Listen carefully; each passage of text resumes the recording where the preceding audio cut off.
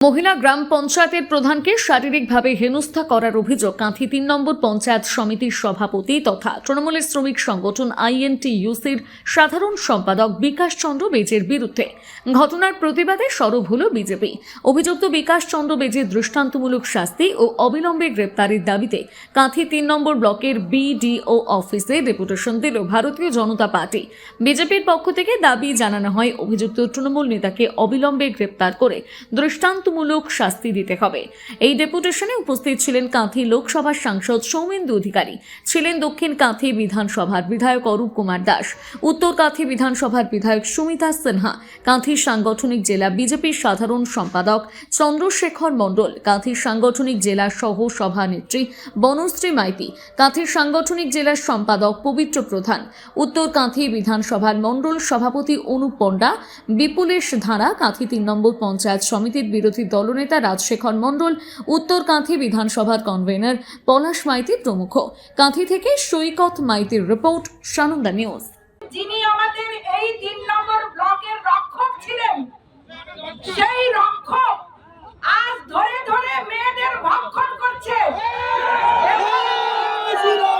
সেই কারণে এখানে আমরা মায়েরা যারা এসেছি তারা নিজেদের কি করে নিশ্চয়তা আছে, নিজেদের পরিবারের নিজেদের সম্মানের নিশ্চয়তা জানতে এখানে এসছে, কিন্তু আমাদের বিচারের জন্য কেউ নেই।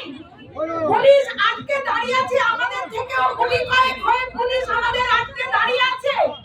আমরা চাইলে যেতে পারতাম, সবাইকে ভেঙে যেতে পারতাম, কিন্তু আমরা গণতন্ত্রে বিশ্বাসী, আমরা আইনে বিশ্বাসী। আমরা তাদেরকে সরিয়ে কখনোই যাব না, বরং তাদের কাছে আশা করব, দাবি করব, প্রার্থনা করব যে আপনারা দয়া করে দেখুন যে এইটা যেন, এই মামলা যেন চলে, দয়া করে দেখুন। দেশের মতো রত্ন এই তৃণমূল দলটাতে ভরে আছে।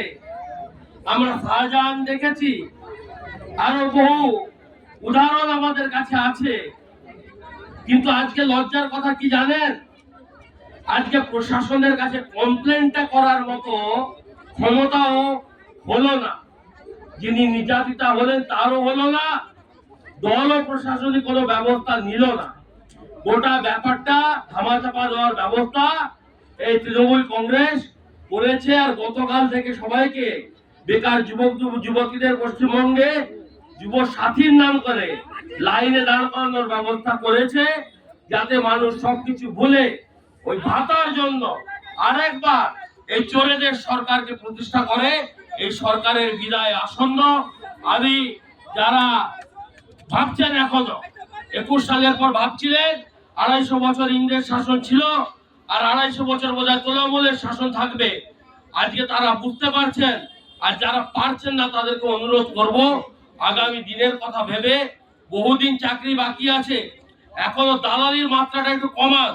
তার কারণ পাপের ঘোড়া আপনাদেরও পূর্ণ হচ্ছে। একজনের পাপের ঘোড়া পূর্ণ হয়েছে, পদত্যাগ করেছে, আর আমি বলছি রাজনৈতিক মৃত্যু হয়েছে। ওর আর রাজনৈতিক ভাবে ফিরে আসতে ওই ব্যক্তিটি আর পারবে না। তার ব্যবস্থা আমরা সুনিশ্চিত করব। আমরা সুমোটো ভারতীয় জনতা পার্টির সরকার হলে আমরা ওই অডিও ধরে তার তদন্ত করে যতদূর যাওয়ার আমরা যাব। এই ব্যাপারে আপনারা নিশ্চিন্ত থাকুন।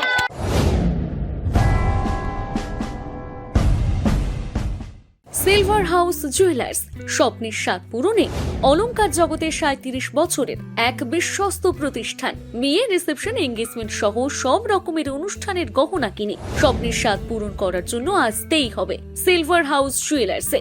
আপনারা এখানে পাবেন ৯১৬ হলমার্ক সোনা, রূপো, হিরে, প্লাটিনামের এক্সক্লুসিভ ডিজাইনের বিপুল সম্ভার। এছাড়াও পাবেন সার্টিফাইড গ্রহরত্ন। এখানে রয়েছে সর্বাধুনিক ইলেকট্রনিক গোল্ড টেস্টিং মেশিনের দ্বারা সোনার খাদ যাচাইয়ের সুযোগ। এছাড়াও আপনারা পাবেন বিশেষ কেনাকাটার উপর গোল্ড কার্ড। তাই আজই আসুন বেলদা সিলভার হাউস জুয়েলার্সে, বেলদা বাস স্ট্যান্ড, পশ্চিম মেদিনীপুর। যোগাযোগ নাম্বার 9476409501।